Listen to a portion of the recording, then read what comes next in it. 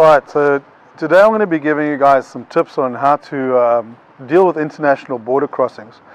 Just so you know where I'm coming from, my family and I have been over 100 borders internationally as a family with a vehicle. So that's 50 countries, but it's 2 borders on each country, if you know what I mean. One in, one out. And my wife and I were immigration specialists back in South Africa. We ran a business which dealt with bureaucracy and immigration. So it was our business before it became our lifestyle. Part of our lifestyle anyway.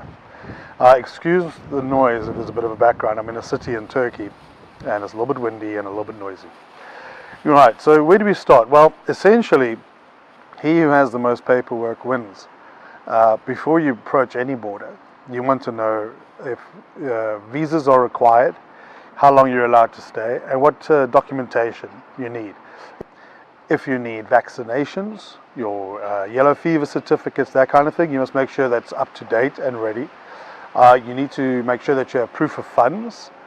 You need to make sure that you have passports in order, valid, with at least one empty page, and valid for the period that you're going to be there. So if you're going to be there for 3 months, it has to be valid for like a month or so afterwards as well. If you're approaching a border with a full passport, they're not going to let you in. And we've seen it in the past where people have flown across continents and couldn't get into a country because they had a passport that was not, didn't even have an empty page. Right. So there's quite a list of documents that you need before you cross into a country. Everything from birth certificates to marriage certificates to adoption certificates if that's needed, etc. And you have to make sure you've got all of those and you have them in the right order with the right date, and they're stamped and they're notarized if they need to. Have all of those things and have more than what you need, and have copies of everything, and have colored copies, and have certified copies. He who has the most paperwork wins. So if you're sitting at in front of a border official and he's giving you a really hard time, you just keep giving paper. And eventually they'll realize that they're not going to win and they'll let you through. Now, the border procedure can often be quite interesting. And what we've learned, it helps no one to have a bad attitude. It helps no one to expect first world efficiency in a developing nation. You need to be patient, and you need to be calm, and you need to have your ducks in a row. So the day before you head to the border, you make sure you have everything in order, and you get there ready and relaxed. Now, there's obviously often there's going to be queues, there's going to be fixes, there's going to be delays, etc. You just have to take it in your stride. One thing we've learned is that the best days for crossing borders is a Sunday.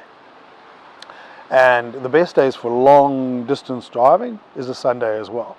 So if you're going to kill 2 birds with one stone, Sunday is a good day to do it. Right, so get there fresh and fluffy-tailed.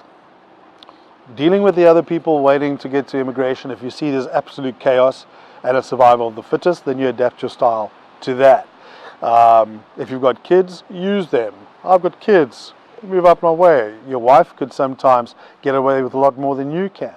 But the idea is that you just want to gently nudge your way to the front, hold your ground, don't let anyone get in front of you. A little old lady is going to come and say, "Hey, please, just for me," and then you say, "Sure," and then she goes, and 15 family members come and join her. It's ruthless, it's a cutthroat business. You don't play softy. You get to the front, you need to take care of your business, right? When you get to the front and you're dealing with the immigration official, you do it with great respect. You dress nicely, you wear a collar, you wear long pants, you wear a good pair of shoes. They're going to treat you like they perceive you to be. If you're there looking like a scrungy, rough hippie, they're going to treat you like a scrungy, rough hippie. If you go there dressed well and present yourself well, they're going to treat you as such. So you get to the front, you're talking to the official. First, always ask for the maximum period available, if applicable. If you just want to transit, then you just transit. But if you're going into a country and you can get 3 months, don't ask for a 1 month. You might fall in love with the country, you might really want to stay and hang around. So ask for the maximum period. Also, you might break down, and then you get stuck in the country, and if you've got to do an extension, that's a real pain in the butt. So always try and get the maximum period that you need. You ask for that. You give your documentation. If they start asking for more documentation, you provide what you have. It helps to be patient. Don't leave the counter unless you absolutely have to. You stay in front of the official, you stay patient, don't be fake, but keep smiling and help them do their job. All right? Worst case scenario, you might have to ask to see the boss, but that's never happened to us. Avoid situations, bribery, etc. Don't pay bribes. That's not what borders are for. And if you have the paperwork and everything's legal, you don't need to do that. You'll be good. Be patient. Get your paperwork. Make sure that it's stamped correctly. Make sure that if you're going to ask him for 90 days, that you get 90 days. Check your passport before you leave. Check all the passports if you've more than one person. All right, so that's pretty simple. It's not that bad. When we went through Central America, everyone told us it was going to be a nightmare. It wasn't a nightmare because we were prepared and we were ready for it mentally, and we were calm and we were patient. It was easy, very easy. It's actually way more difficult to get into the developed nations. So the USA, Europe, you need to have visas applied for ahead of time. You need to have done that before you leave home. Like for America, if you're going to America, you apply for a 10-year B1, B2 visa before you even leave. If it's a huge part of your trip, you don't want to have a situation where you might not even be allowed into the States. Canadian visas, Mexican visas, Europe, the Schengen visa can all be very difficult to obtain. So make sure that if you're going that far, that you work ahead and you try and get that stuff when you can, as you can. Because if you have to return to your home country to get a Schengen visa, that's going to cost a lot of money. There are always workarounds. Be patient and search the internet. Speak to people who have done these things and they can give you information. All right. Now, once you personally are in the country, you've got your immigration stamp, now you need to move on to customs. For the vehicle, you basically want to make sure, sorry, that's Pink Floyd in the background. You want to make sure that your paperwork is in order. So your chassis number must match the chassis number on your registration paper. Know where your engine number it is, and know where to find your engine number on your registration paper. It'll actually help you to memorize your chassis number. SALLDCH 772 V8460809. That's my chassis number. I've memorized it. I don't even know my passport number, but I know my chassis number because you're going to need that. Customs tends to be a lot more professional than immigration. I think any country, well, any opportunity that countries are going to make money, they're going to invest a bit more resources. So your customs office is going to be generally in much better condition than your immigration offices.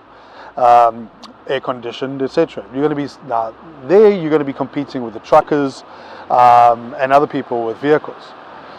It tends to be an easier process. If you need insurance for the vehicle, you have to make the arrangements beforehand. Know what you need. If you need to buy it there, then you buy it. If you need local currency, then you need to be able to get it. But generally, if it's that kind of situation, there will be an ATM nearby or money changes. Just be careful. The customs, or basically what you want to do is a temporary import permit. If you have a carnet can be very useful for some countries, but it's restrictive in other ways. We haven't traveled with a carnet since we shipped to Uruguay 6 years ago. We let it lapse. We lost the deposit, but it was a small deposit, so we didn't mind.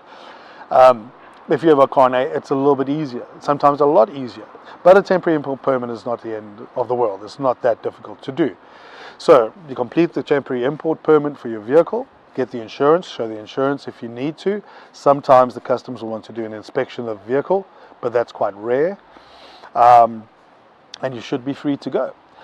When it comes to the inspection of the vehicle, they might want to check the chassis number and the engine number. Usually it's just the chassis number, and that hardly ever happens. But what they might be looking for are drugs and food and alcohol. Now, never carry drugs over a border. Even prescription drugs can be a problem. So make sure that you have prescriptions for the stuff that you absolutely have to have. Otherwise, just don't carry it. When it comes to food, some articles and items are restricted, and for good reason. They don't want seeds or some kind of diseases carrying over borders. So it's better to respect those restrictions. And sometimes it doesn't really make sense. Always have a sacrificial lamb. If somebody asks you, if they say, do you have any fruit? If you say no, they're going to search. Rather say, yes, here I have some oranges and a banana. And if it's not allowed, they'll confiscate them and on you go. If you don't have a sacrificial lamb, they will search the vehicle. And sometimes it's lamb that they're looking for, so have some real sacrificial lamb. I'm talking about you, Chile. And that's about it. So get to the border, be organized, know what you need before you get there. He who has the most paperwork wins. Have a great attitude, be confident, be calm, don't lose your temper. And that should just about do it. All right, well, thanks guys for watching. Please subscribe and let me know any ideas that you have for future videos. Cheers.